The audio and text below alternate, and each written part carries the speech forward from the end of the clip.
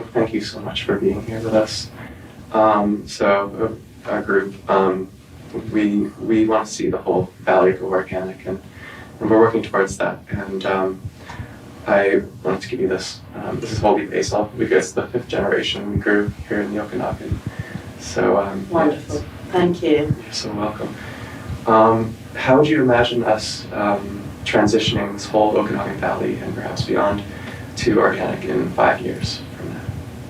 Well, that's the vision we work with, where we are working on making regions free of chemicals, free of GMOs in the cotton area, but also free of exploitation, because the industrial system is a system of exploitation. And that's the only reason farming is becoming an unviable occupation, when it is the most important of all. So as regions start to close the economy in circles and cycles of renewability, rather than these long-distance chains of exploitation, that's how the entire world's farming system will change.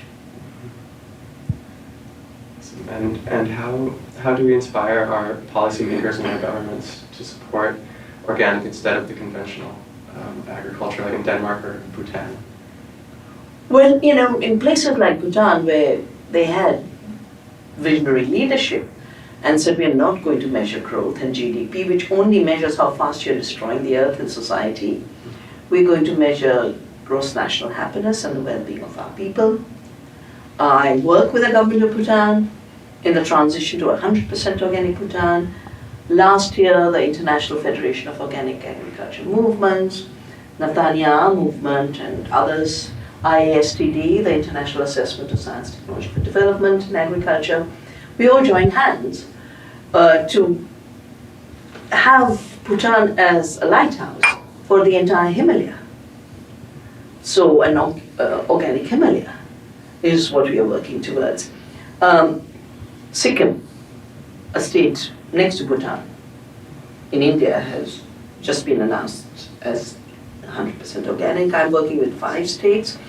I think what we need is back and forth between real practices that show this is better for the earth, for the economy, for people, and shame policymakers to shift tax money from the destructive to that which is for the benefit of all and the well-being of all.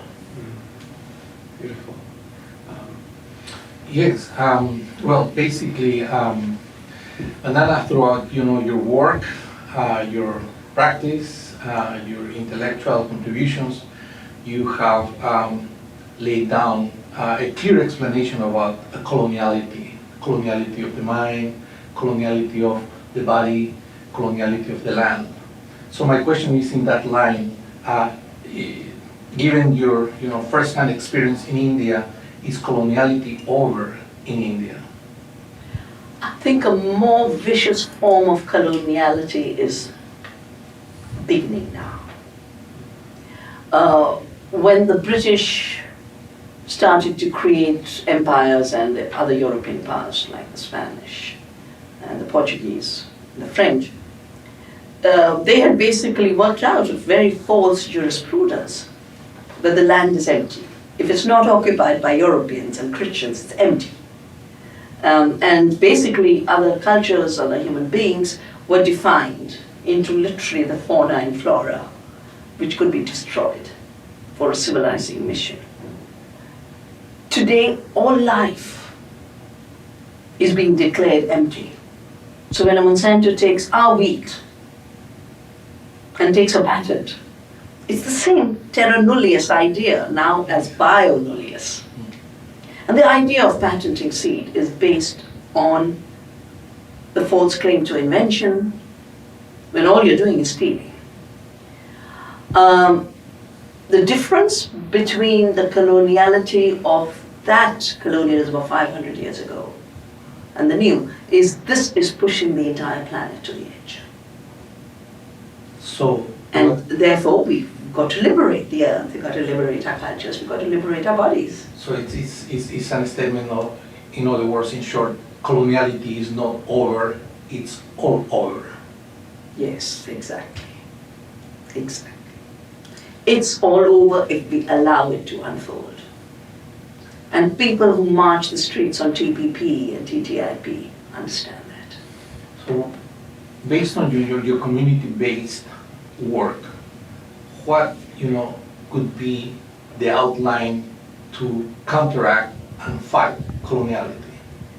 Well, I've called it Earth democracy, recognizing first the gifts of the earth, the rights of nature, and most of our cultures recognized that the earth is Vasundhara, Bhumi, Pachamama, Gaia, Isis. And it's only in recent times we've declared the earth as property and raw material. The first step is to change our mindset and get out of the coloniality of the mind. The second is to build the systems, beginning with food, that sustain the earth, sustain our bodies, sustain our local living economies. The third is to not cooperate with the new coloniality which stands on the old. And this non-cooperation is what has given us freedom in each era. When Gandhi was asked, how did you come up with the idea of satyagraha, the force of truth, the idea of civil disobedience? He said, I didn't come up with it, I just studied how India stayed free. And I realized that every time people got up and said no to unjust rule. And that's how the civil rights movement of the US was born. That's how the anti-apartheid movement of South Africa was created, to refuse to cooperate with unjust law because there are higher laws we must obey. The laws of the earth and the laws of our humanity. So in short, your message, among many other things, is let's strengthen the epistemological South, the rich diversity of epistemologies that belong to this rich diversity of cultures around the world. Absolutely, because every claim to invention, whether it's salt-tolerant rice stolen from India or drought-tolerant maize, is basically a theft of the knowledge and the biological wealth of the South, in which the South is very rich. But it's made poor by the piracy, patenting, and the forcing of royalties for what was theirs, what was their gift. And the recognition by us of what we have, the exposure that when a Monsanto or a Gates Foundation says they are funding innovation, when all their funding is piracy, that lie must be exposed. And my next book is going to be on Bill Gates, because here's a man who, without working, has jumped in his wealth from 5 billion to 85 billion, and is the richest man. Now, a system where the non-working people become richer and richer and richer, and the hard-working farmer becomes poorer and poorer and poorer, something's very wrong with it. But Bill Gates has this idea of one agriculture and an idea of one history.